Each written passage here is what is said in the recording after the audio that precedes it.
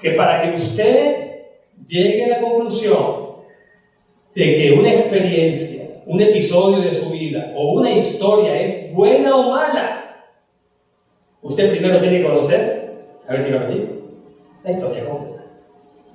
¿A ver? Porque a veces pensamos, esto malo que me pasó, y nos enfocamos en lo malo, y a veces nos quedamos atrapados en el pasado, por aquello que pasó, y resulta que no conocemos la historia completa. Y cuando lleguemos a la patria celestial, entonces tendremos la historia completa. Y veremos que aquello que Dios permitió fue para nuestra vida, y probablemente para nuestra salvación. Amén. Así que no nos apresuremos en la lección. No nos apresuremos a sacar conclusiones, a menos que conozcamos. A ver, ¿qué cosa? La historia completa. Y ya sabemos, no vamos a entrar en tantos detalles porque son historias conocidas, pero veamos en un poquito más de detalle en la historia de José.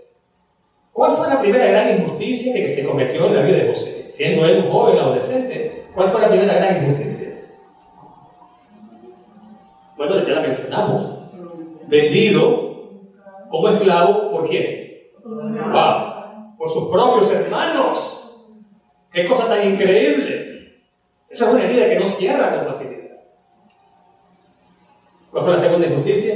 Bueno, yo creo que no se había recuperado de esa herida. Cuando llegando a Egipto, aterriza en la casa de un capitán del ejército egipcio, llamado Potifar, y la esposa de Potifar pone sus ojos en José, pero de una forma que hoy calificaríamos, en lugar a dudas, como acoso sexual.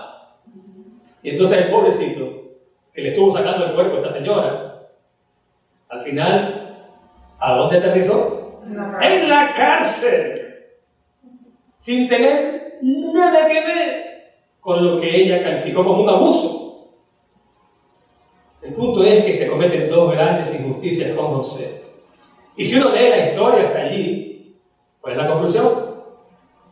Si uno lee la historia hasta allí, digamos, usted dice, no, esto es muy triste, y usted para de leer allí y dice, no voy a leer más. Usted se pierde el final. Y resulta que el final de la historia es feliz. ¿Y por qué? Bueno, no he leído una afirmación más acertada que esta. La leí una matutina de hace muchos años, Elena G. White, donde ella dice que Dios necesitaba un misionero en Egipto. Y cuando estos hermanos de José lo venden como esclavo, están haciendo la obra de Dios. Sin saberlo, por supuesto, pero sin saberlo. Ellos sirvieron de instrumentos en las manos de Dios, porque Dios, repito, ¿qué era lo que necesitaba en Egipto? Necesitaba un representante suyo. Y ellos se encargaron de hacer el trabajo. Y a ver, una vez que está en Egipto, qué cosa grande y qué cosa histórica hizo José como instrumento de Dios. A ver qué recuerda. Bueno, una cadena de eventos que lo lleva a interpretar un sueño del faraón, en el cual él, por la gracia de Dios, interpreta que vienen 7 años de hambre, 7 años de prosperidad. Y entonces, después de interpretar el sueño, esa historia es conocida, así que no va a dar muchos detalles, él termina siendo el primer ministro de Egipto. Y para acortar la historia, de no haber sido así, a ver, ¿cuál habría sido el final de la familia de José? ¿Cuál habría sido el final? Se habrían muerto de hambre. El país entero. Es que desde otros lugares venían a Egipto a comprar grano. Y lo que entra como una familia en Egipto sale, ¿cuántos eran? ¿Cuántos salieron? Centenares de miles. Así que, gracias a lo que parecía algo muy malo, Dios salvó un pueblo. Su pueblo. Y la historia tuvo un final, pero muy feliz. Amén. Un autor que mencioné hace tiempo acá, que se llama William Stout, lo explica de una forma genial. Y escuche usted estas palabras. Y después con tiempo en casa las va a digerir, porque no es fácil entender esto que voy a decir. Bueno, lo que dijo William Stout, un doctor. Por lo general, Dios no elimina las maldiciones de esta vida. En cambio, las redime. que hace Dios con las cosas malas de esta vida, Él podría eliminarlas. Solo con desearlo. La Biblia lo presenta a Él como el Dios que dice y es hecho, que manda y existe. Tiene ese poder. Pero Dios generalmente no elimina la maldición. Hace algo sobrenatural. La redime. Y de lo malo, de alguna manera que solo Él puede, saca algo bueno. Bueno, lo estamos contando la historia de José. Pero vea en la Biblia la cantidad de historias que hay. Y de hecho, hay una historia, la historia de la redención se le llama, que empezó muy bien. ¿Sí o no? Empezó muy bien, pero entró el pecado. Y la gente se pregunta, pero ¿no pudo Dios haber eliminado el pecado desde el principio? Porque comenzó curiosamente en el cielo con un ser, el mayor de los ángeles, Lucifer, el lucero de la mañana. ¿Por qué no lo eliminó de inmediato? Bueno, esa maldición se traslada a la tierra y ya conocemos toda la historia de lo que estamos sufriendo. Miles y miles de años de sufrimiento. Y la gente dice, ¿de qué nos ha servido todo esto? Bueno, eso es lo que dije al principio. No nos apresuremos a sacar conclusiones a menos que conozcamos el final de la historia. Y resulta que después de la entrada del pecado, digamos que esa es la fase. Bueno, primera fase de la historia de este mundo. Esto pensaba decirlo al final, pero en este momento está. 3 etapas, grandes etapas en la historia de este mundo. La primera, la creación. Todo era bueno en gran manera. Todo era bueno en gran manera. Esa es la primera fase. Entra la segunda fase, que es cuando el pecado hace acto de aparición, y entonces todo lo que era bueno en gran manera se estropea. Entra la muerte, el dolor y todo lo que conocemos, el odio, el rencor, la envidia. ¿Y para ustedes contar? Bueno, el coronavirus, etcétera, etcétera. Si nos quedáramos aquí, diríamos, bueno, ¿para qué creó Dios esto si al final iba a terminar así? Tenemos que conocer el final de la historia para poder juzgar si la experiencia ha sido tan mala o al final será para bien. Y la tercera etapa es la etapa de la restauración, cuando Dios nos devolverá todo lo que hemos perdido por causa del pecado. De esas 3 etapas, ¿en cuál estamos? Estamos en la segunda. Como cuando usted entra a un centro comercial y aparece a la entrada una X que dice, usted está aquí, estamos aquí, en la segunda etapa. Pero no nos apresuremos a sacar conclusiones. ¿Por qué sufre la gente buena? ¿Por qué? ¿Y por qué me pasa esto a mí? Un momentito. No tenemos la historia. Pero eran 3 ejemplos, y el segundo ya lo mencioné, ahora el tercero. Historia completa en el caso de los 2 discípulos que van camino de Emaús. ¿Cómo termina esa historia? Bueno, ellos van de camino de Emaús, a unos 11 kilómetros de Jerusalén, y van tristes.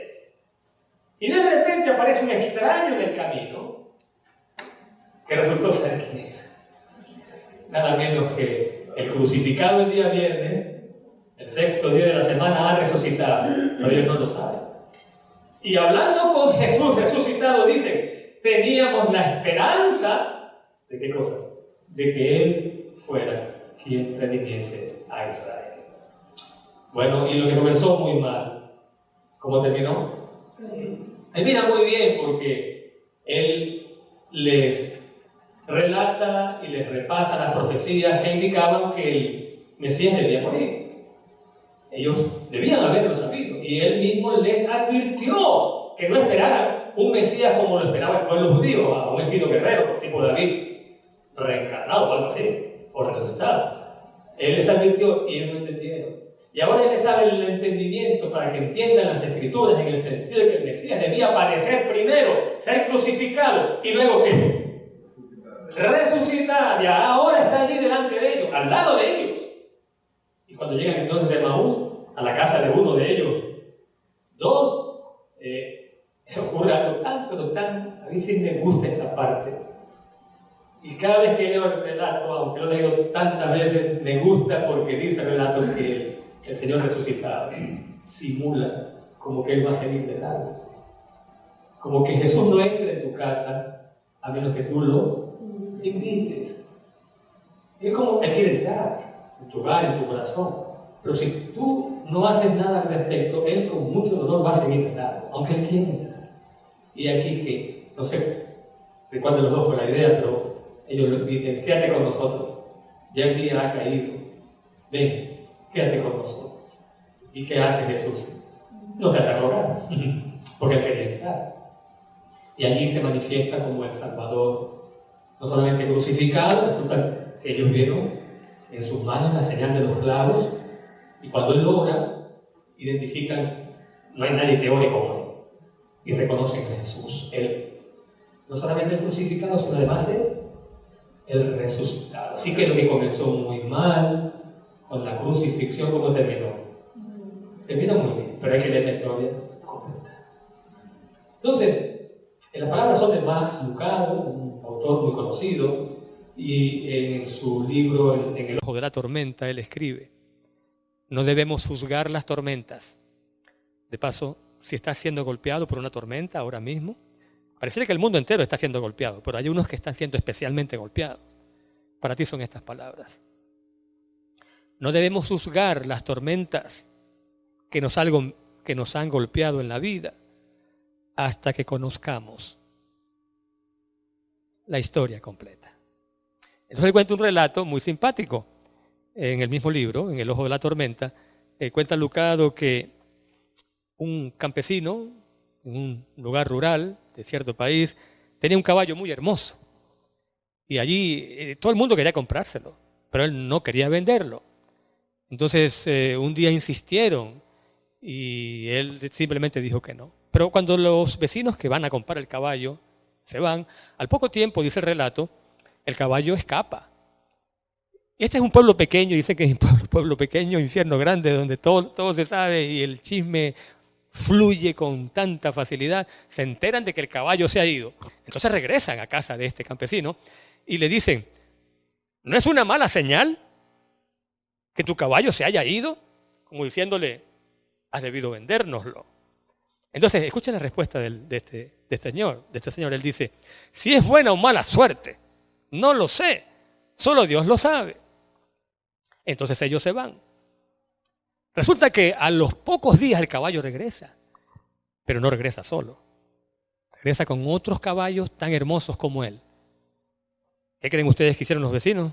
Bueno, se enteraron rápidamente. Y entonces van nuevamente a casa del campesino y le dicen, wow, parece que fue buena suerte que tu caballo se fuera, porque ahora regresó con otros caballos tan hermosos como él. ¿Y qué creen ustedes que respondió el campesino? Si es buena o mala suerte, no lo sé. Solo Dios lo sabe. Pero al cabo de varios días resulta que el hijo adolescente de este campesino, tratando de domar un caballo, se cae bruscamente y se parte una pierna. Y allí estaban los vecinos al poco rato. Ah, parece que fue mala suerte que tu caballo se escapara y trajera otros caballos porque ahora tu hijo se ha partido una pierna. ¿Cuál fue la respuesta del campesino?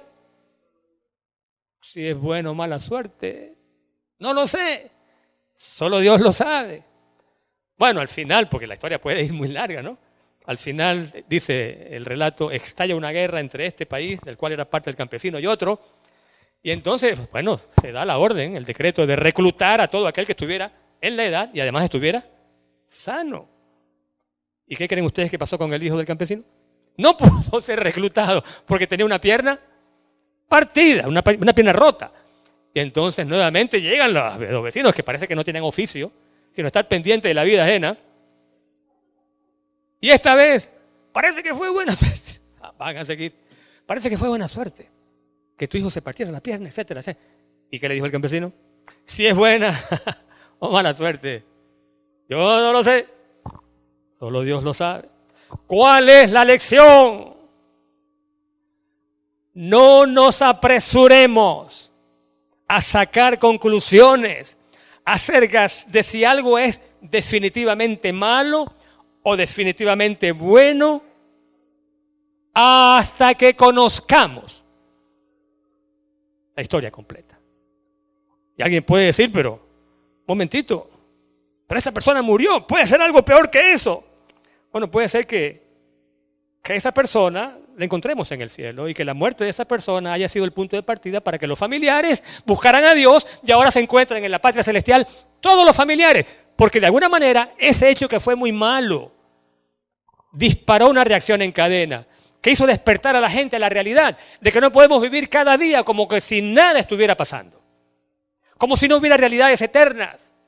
Como que si las cosas malas pasan y no despertamos al hecho de que este mundo está prácticamente en colapso perpetuo y que va a llegar un día en que no va a aguantar más, pero Dios no va a permitir que destruyamos su creación, porque dice la Escritura que leímos que Él un día no muy lejano va a hacer nuevas todas las cosas. En otras palabras, en la fase de restauración, Él va a hacer que todo era tan bueno como era al principio. Esa es la restauración. Deshacer lo malo, deshacer las obras del diablo, deshacer la obra humana que ha destruido la creación de Dios. Restaurar, en otras palabras, lo que se ha perdido. No nos apresuremos. Esa es la primera lección, pero hay otra más. Y para esto, las historias son muy buenas, porque ahorran tiempo y esfuerzo y nos ayudan a entender también una lección que muchas veces es difícil de entender de otra manera. En este caso, es un relato que cuenta un autor, el nombre es Tony Campolo, autor de muchos libros, él es pastor. Él dice que cuando trabajaba en una iglesia en la parte oeste de Filadelfia, un Viernes Santo se organizó un evento en el cual 7 predicadores expondrían la palabra relacionada con los sucesos de ese fin de semana del cual estamos hablando y que hoy, de alguna forma, es este fin de semana. Viernes Santo, sábado reposa el Señor en la tumba y luego el domingo de resurrección o el día de resurrección. El caso es que, dice él, que los 6 primeros predicadores, ¡wow!, fueron excelentes. Y el 7º predicador era un señor mayor, no prometía mucho. Y entonces lo que estaba en la mente de la gente era, wow, si estos 6 predicadores expusieron la palabra de una forma tan elocuente, y a él le toca de último. Entonces dice Campolo que este señor se ha colocado de pie y de una forma providencial, con una frase prácticamente, puso a toda esa congregación de unas 500 personas de pie y prácticamente los puso en una actitud de adoración y de alabanza para dar a entender que es cuando la historia la conocemos en forma completa que uno puede realmente llegar a conclusiones. Dice él que este señor comenzó muy lentamente, pero después comenzó a decir algo así. La historia es larga, voy a resumirla. Dice, comenzó diciendo, un día como hoy, mi Señor colgó de una cruz. Y entonces Pilato, bueno, ese día se lavó las manos y pensó que todo había terminado. Lo que no sabía Pilato es que el día de resurrección vendría y él se llevaría una gran sorpresa. Un día como hoy mi Señor fue colocado entre 2 criminales, murió de forma cruel, también como si fuera un criminal. Y entonces los sacerdotes judíos, los líderes religiosos del pueblo, bueno, Anás, Caifás, se felicitaron unos a otros porque decían, por fin salimos de él.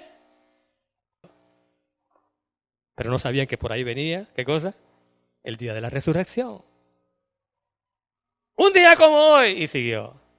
Los soldados romanos se burlaron del Señor, sortearon sus ropas, pensando que todo se había acabado. Lo que no sabían es que por ahí venía, ¿qué cosa? Por ahí venía el día de la resurrección y así siguió. Y esa gente, ¿sabes que en la congregación, por lo menos en Estados Unidos aquí, y también en el Caribe, ¿cómo no? Las congregaciones de afroamericanos, cuando se ponen de pie y empiezan a aplaudir y le dicen al predicador, predicador, sigue, preach on, preach on. Ellos como que se llenan de entusiasmo y en un ambiente como electrificante invadió esa iglesia y preach on, y el hombre seguía. Y un día como hoy, bien, pero no sabían lo que ocurrió el Domingo en la mañana, o primer día de la semana. ¿Y alguien recuerda qué ocurrió? ¿Alguien recuerda? Vamos a la palabra de Dios, porque hay muchas versiones, pero aquí en Mateo 28. De paso, hay un libro que recomiendo, cuya lectura recomiendo, el deseo de toda la gente. Hay un capítulo ahí que se titula La Resurrección. ¡Wow!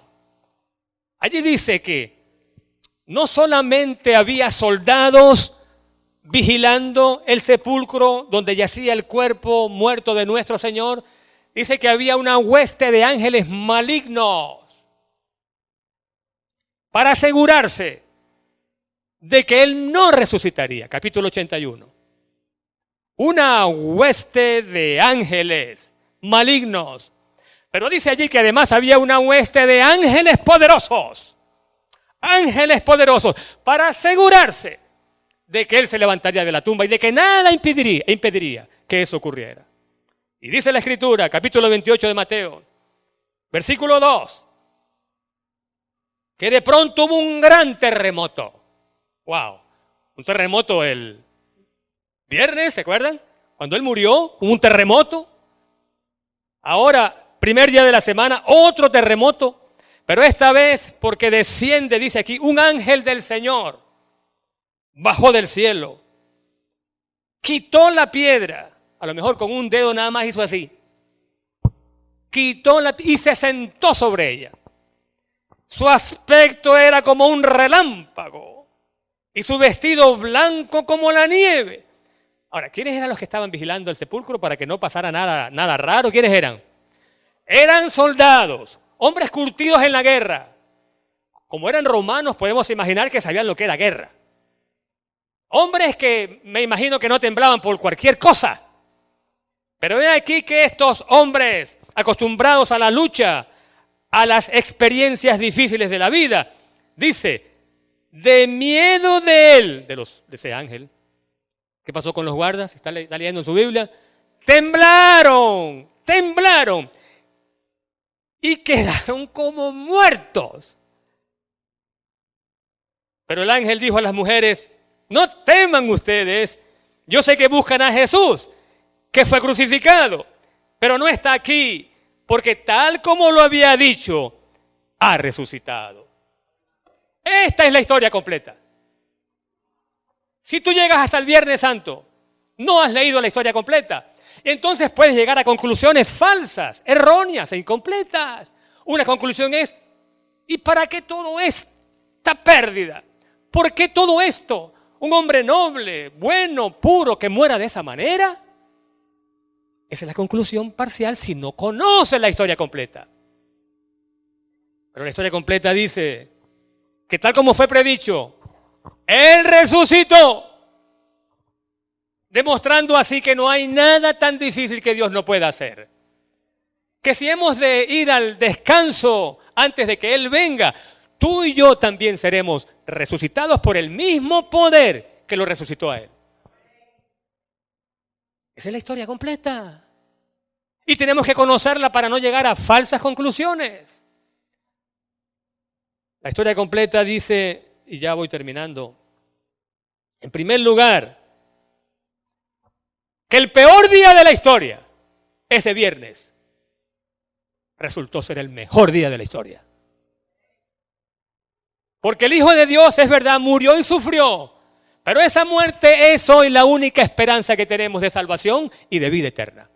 Entonces, por muy malo que eso haya sido, al final terminó siendo bueno. ¿Y saben por qué? Terminó siendo bueno, porque tal como la Escritura lo dice, cuando el pecado abundó, sobreabundó la gracia. Así que si el pecado es malo, la gracia de Dios es infinitamente mucho mejor, no doblemente mejor. La gran noticia es que a este mundo malo vino el Hijo de Dios. Y si el pecado no hubiera entrado nunca, quizás Él nunca se habría hecho hombre. Esto es una cosa profunda. Yo mismo no lo entiendo. Pero la razón por la cual Jesús viene como un bebé, crece y finalmente muere como murió sin haber hecho nada malo, ser culpable de lo que se le acusó. Si el pecado no hubiese entrado, nunca habríamos sabido cuán grande es el amor de Dios. nunca lo habríamos sabido. Pero hay algo más todavía, y esto también es profundo. En este mismo libro dice, yo tengo aquí la fotocopia, escucha esta declaración, y es la página 16. Allí. Era el propósito de Satanás conseguir una eterna separación entre Dios y el hombre. ¿Qué era lo que Satanás quería que ocurriera? Separación eterna entre Dios y el hombre. Pero, óigame, qué cosa tan grande esto que viene. Pero en Cristo llegamos a estar más íntimamente unidos a Dios que si nunca hubiéramos pecado. Esto es profundo. No lo puedo entender, pero sí puedo entender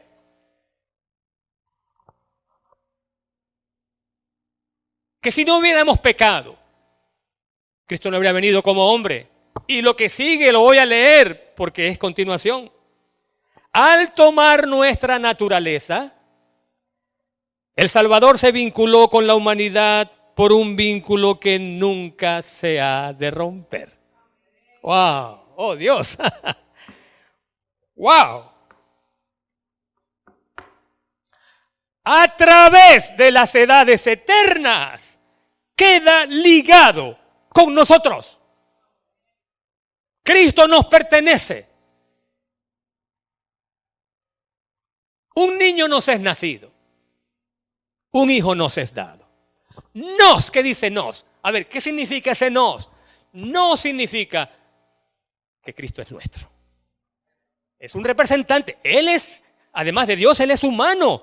Nunca perderá su naturaleza humana. Por las edades eternas seguirá siendo la cabeza de la humanidad. Y pensar que esto fue posible. ¡Wow! Porque el pecado entró. Y entonces lo que comenzó muy mal, terminará muy bien. Así que mantente firme, ¿ok? No desmayes. No desistas. No digas como muchos, ¿dónde está Dios? Si hubiera un Dios, no pasarían estas cosas. No hables sin saber cuál es el final de la historia. Y el final de la historia es un final feliz. Y el final de tu historia será un final feliz.